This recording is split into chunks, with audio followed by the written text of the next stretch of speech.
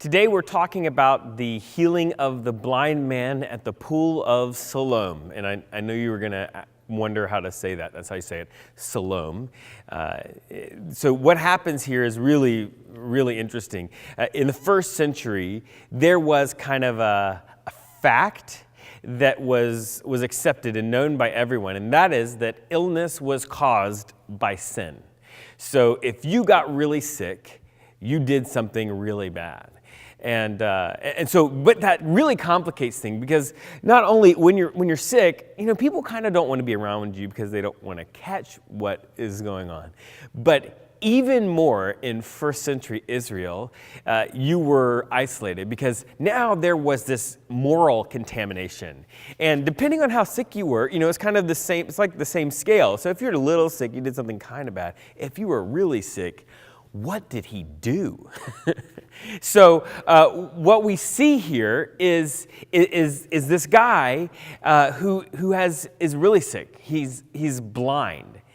But we very quickly run up against the biggest problem with this idea.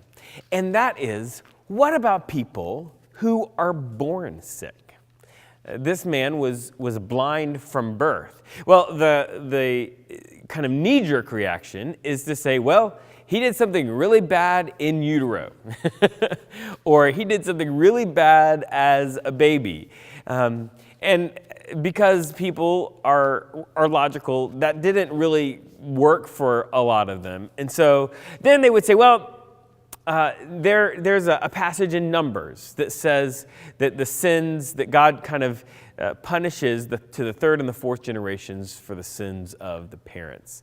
And so we see that here, that they would say, well, no, it's his parents who sinned, and he's having to be blind because his parents did something bad.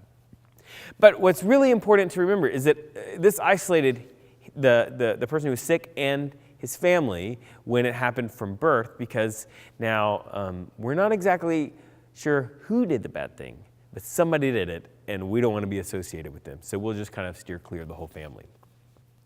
And when a person is blind, you can really equate that with saying that they're a beggar.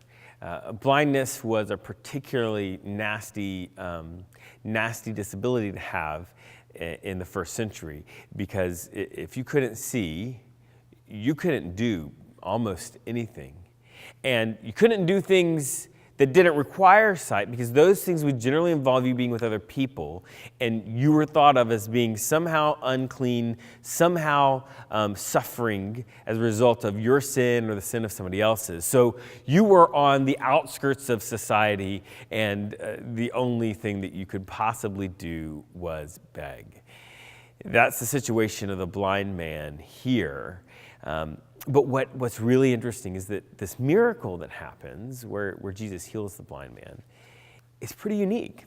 It's not unique with Jesus. So for people who have been Christians for a long time, we don't always catch some of the unique features about the Gospels, because really we see Jesus heal several people who are blind and make them see. You probably have an image in your head of the scales falling from somebody's eyes, or many different places where that happens. It's not uncommon with Jesus, but it is uncommon in general. As a matter of fact, you can't really find many, if any, instances, accounts of this specific type of miracle, of someone receiving their sight as a result of prayer or someone, any sort of miracle at this time period. And so the people would have been incredibly amazed that what we have here is something no one had ever seen, no one had ever heard of, and Jesus is greater than any prophet, any priest, anything they'd ever imagined.